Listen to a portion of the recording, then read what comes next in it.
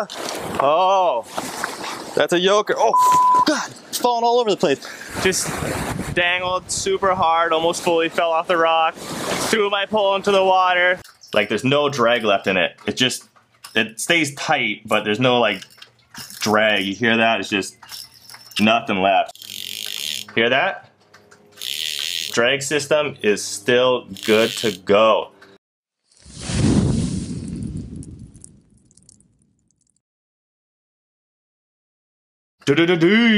What's up, everybody? King Kapono here. Today we're doing a little something different. We're going to be doing a reel comparison video. I'd like to start this video off by saying that this is a sponsored video. However, we as a channel and me as a person, we're never going to be swayed by a monetary incentive to lie or to mislead someone or to say something that we don't truly believe. So let's get right into this. So what I got here are two reels that I've used in the past. This here is the KastKing Orcas 2000. I actually use this right now. Today, this is still my spinning reel for the time being. And a Daiwa Sweepfire 2500 2B. So these are basically in the same category of size for a spinning reel. This one's a little bit higher, to 2500 instead of the 2000. But I've used these for the same exact application. Whipping, light dunking, heading out, you know, sending out a bobber.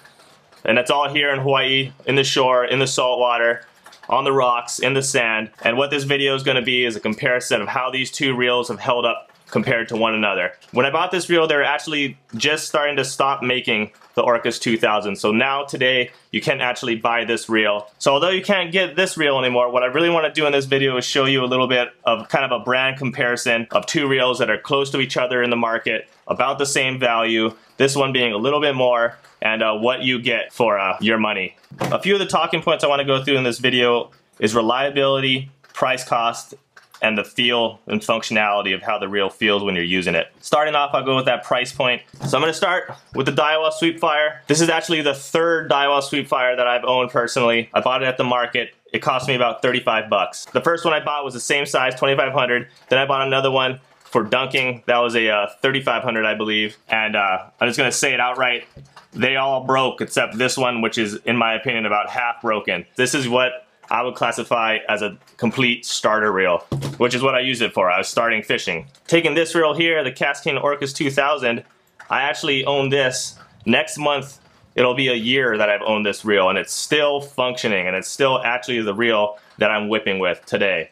I would still price this in the same category as a beginning reel, but it functions, in my opinion, at least as good as any intermediate reel you're going to be getting on the market. This reel I bought on Amazon. It was on sale at the time. It cost me 45 bucks. So, you know, you got to calculate into that. I bought this in Hawaii, one of the most inflated prices you can possibly have. I'm sure you can get this cheaper in the mainland, but, you know, you're talking about a $10, $20 difference in money, and what you're getting is a totally different product. Moving into how reliable these reels are, to give you an idea, this reel, in 1 month, I'll have owned this reel and been using it for an entire year, which is personally the longest time I've ever been able to use and run a reel. And it really surprised me in lasting that long. When you look at what I've done to this reel, the accidents I've had. Oh, brother! Oh, that's a yoker. Oh, God, it's falling all over the place. Just dangled super hard, almost fully fell off the rock, threw my pole into the water. I've dropped this reel, I've fallen on this reel, I've dropped into the ocean and the salt water.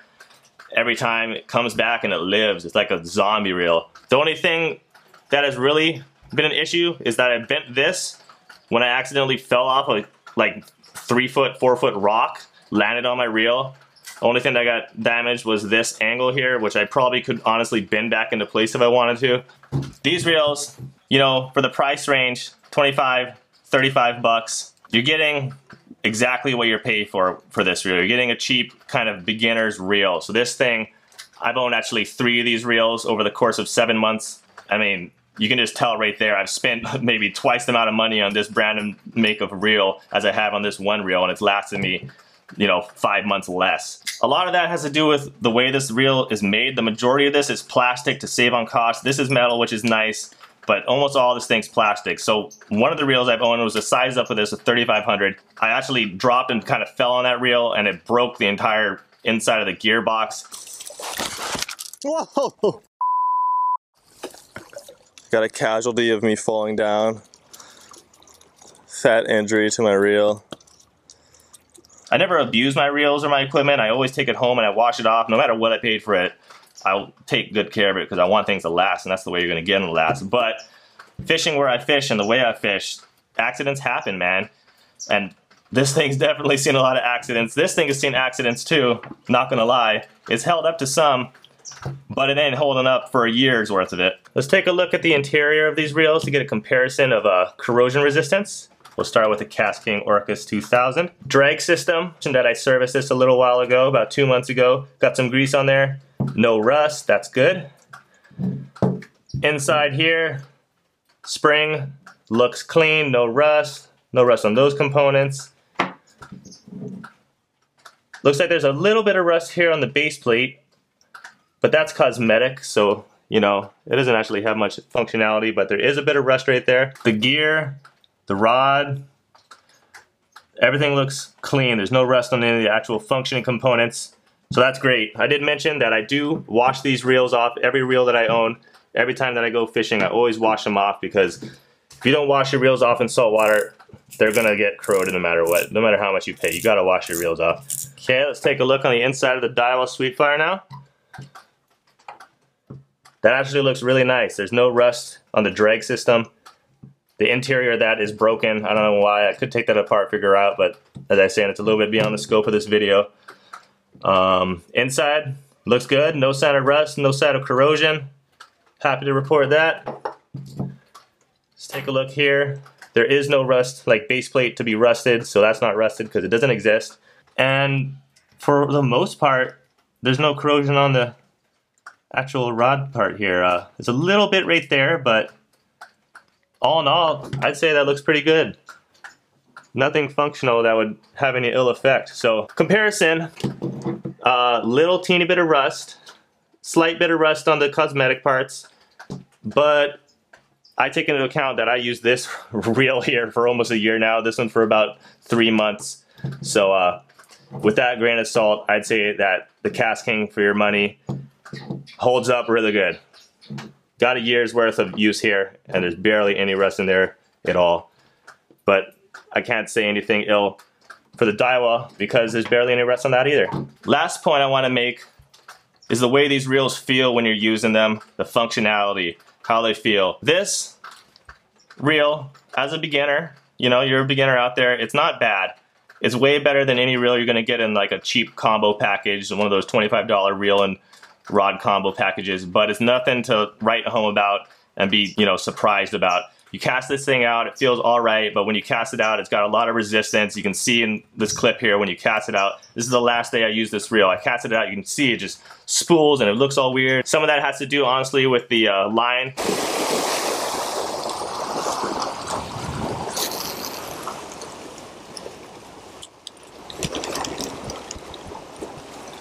And if you look at the drag system on this thing, I ran this maybe 3 months.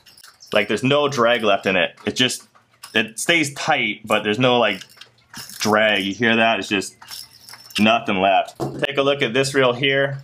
This thing, again, I've almost run this for a year now.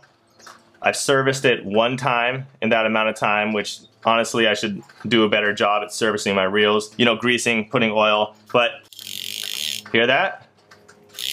Drag system is still good to go. Still catching fish on this reel, and they're still handling. Here you can see me casting this reel. This was taken 1 week ago.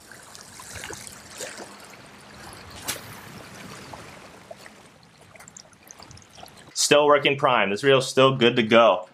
So although you can't buy this reel, the Orcas 2000, what they've done is they've just folded over all the good technology in this reel into their new lines of reels. The technology that worked well in these reels, they've put into the new reels, and they've taken some of the things that didn't work too well in these reels and they've fixed it, and you get a real high quality piece of equipment that does not break your wallet and doesn't leave you hurting.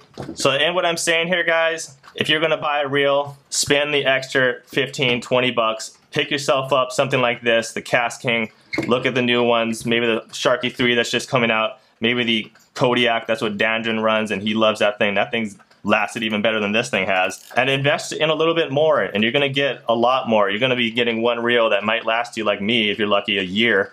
Or you're gonna be getting, you know, a reel which functions perfectly fine for what you're using it maybe, but is not gonna last you as long unless you're incredibly lucky, or you do the kind of fishing where you're not gonna be ever dropping a reel, which is, in my opinion, unrealistic. After I got this reel and used it, we actually started talking to KastKing about maybe using some of their equipment. And since then, they sent us reels, they sent us equipment. This line here, this braided line they've sent us, and I'm every time and again, I'm surprised and I'm stoked at what I get. Okay guys, that's all I have to say about these things. In my honest opinion, KastKing gear like this, I've ran it through the ringer and it's surprised me 100%, and I've been absolutely stoked with buying this reel here. Let me know what you guys think. Give me your opinion. If you guys had reels like this, if you've compared like 2 different brands, maybe a KastKing reel and a Daiwa, maybe 2 other reels, whatever it is, drop a line, let me know what you think. Let me know what you think about this comparison, and tell me your experiences, because it's always nice to hear back from you guys and learn a bit from the community. Okay guys, that's it. Thanks for joining me. See you in the next one.